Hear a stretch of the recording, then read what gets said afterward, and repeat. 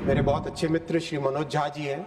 आज मुझे बड़ा दुख हुआ जब इन्होंने कहा कि आपने बात को छुपाने के लिए सीसीटीवी का कैमरा बंद कर दिया। 12 लाख आपस में 12 लाख रेलवे कर्मचारी 12 लाख रेलवे कर्मचारी दिन रात काम कर रहे हैं, दिन रात काम कर रहे हैं।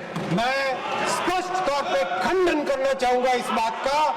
सीसीटीवी कैमरा बंद नहीं किया गया था। मेरे पास सीसीटीवी कैमरा की फुटेज खुद के पास है, मैंने स्वयं देखी है। 10,000 काम अच्छे हैं और उस 10,000 कामों को ध्यान न देके केवल एक गलती अगर हो जाए केवल उसी के ऊपर लगे रहे तो ये तो कोई एक डेमोक्रेसी की बात नहीं हुई। नई दिल्ली का दुखद इंसिडेंट हुआ है, उसकी भी जांच चल रही है। कई मान्यवर सांसदों ने इसका विषय उठाया, मैं इसमें नहीं बोलना चाहूंगा। मैं केवल मेरे बहुत अच्छे मित्र श्री मनोज झा जी हैं।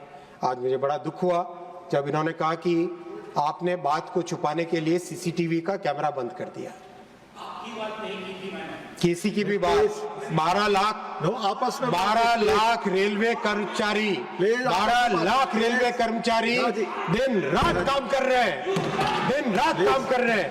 मैं स्पष्ट तौर पे खंडन करना चाहूंगा इस बात का। सीसीटीवी कैमरा बंद नहीं किया गया था। मैंने स्वयं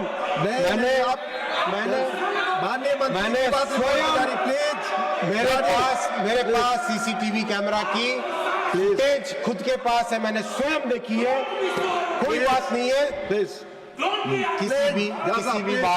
किसी भी बात में माननीय सभापति महोदय सिर्फ माननीय सभापति महोदय रिकॉर्ड पे जा रही है।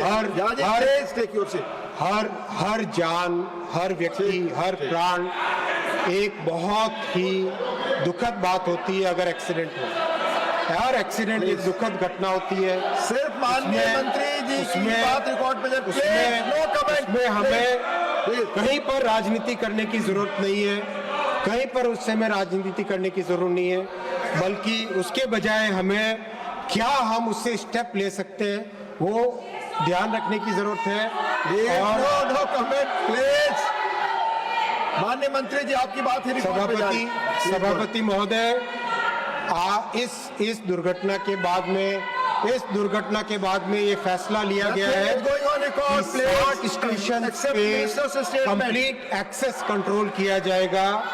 60 स्टेशंस में परमानेंट होल्डिंग एरिया बनाए जाएंगे जिससे कि ज्यादा सर्ज आए तो सर्ज को उसी एरिया में रखा जा सके। और pilot project new Delhi, Anand Vihar, Varanasi, Ayodhya और गाजियाबाद में ऑलरेडी चालू कर दिया गया है इन 5 स्टेशंस पे। और माननीय सभापति महोदय, जो पिछले साल छठ में और इस साल कुंभ में जिस तरह की फैसिलिटी होल्डिंग एरिया की गई, अब वो 60 स्टेशन में परमानेंटली लगाया जाएगा। 100% एक्सेस कंट्रोल करने का इन 60 स्टेशनों में निर्णय लिया गया है।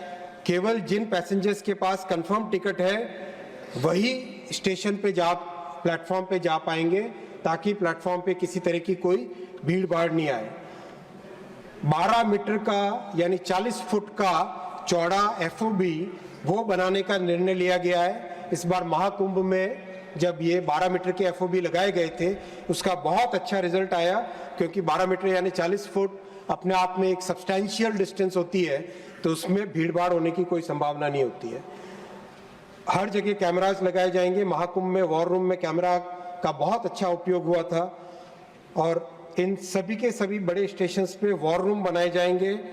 कम्युनिकेशन के डिवाइसेस टोटली नए जनरेशन के लेटेस्ट डिजिटल कम्युनिकेशन के डिवाइसेस लगाए जाएंगे और जितने रेलवे के स्टाफ या सर्विस पर्सन्स हैं उन सबको नए डिजाइन का ID कार्ड दिया जाएगा। स्टाफ के लिए एक नई यूनिफॉर्म बनाई जाएगी जिससे कि किसी भी क्राइसिस के सिचुएशन में लोगों को पता चल सके कि ये व्यक्ति रेलवे का अधिकारी है या स्टाफ है, तो आराम से उसके साथ संवाद हो सके।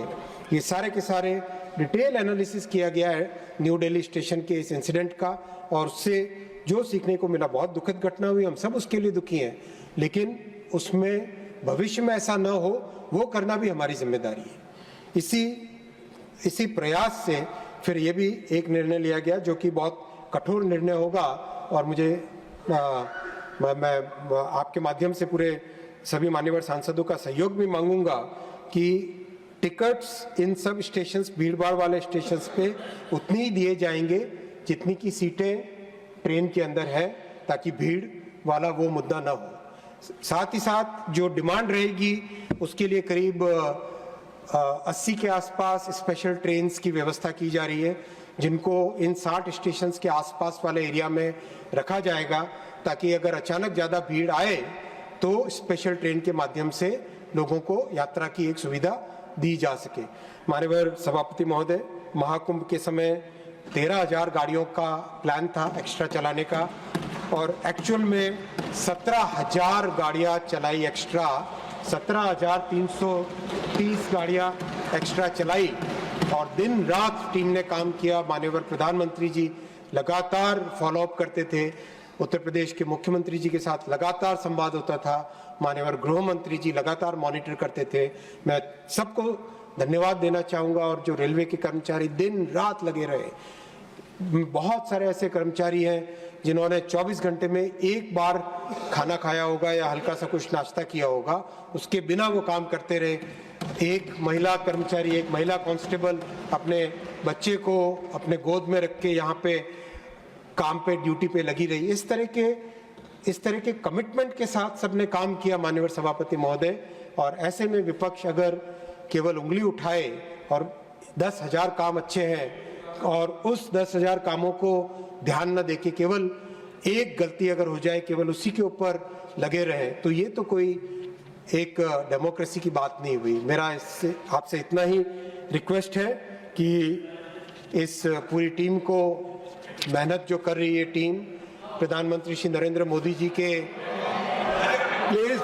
प्रधानमंत्री श्री नरेंद्र मोदी जी के इस बहुत ही संकल्प भरे समय में माननीय सभापति जी, जो एक समृद्ध राष्ट्र बनाने का सपना लेके हम चले, जो देश को विकसित भारत बनाने का एक जो लक्ष्य सामने रखा है, और जो राष्ट्र प्रथम, सदैव प्रथम की भावना को हमेशा जिया है, इसीलिए आज इस देश ने मोदी जी को ऐतिहासिक तीसरी टर्म दी है।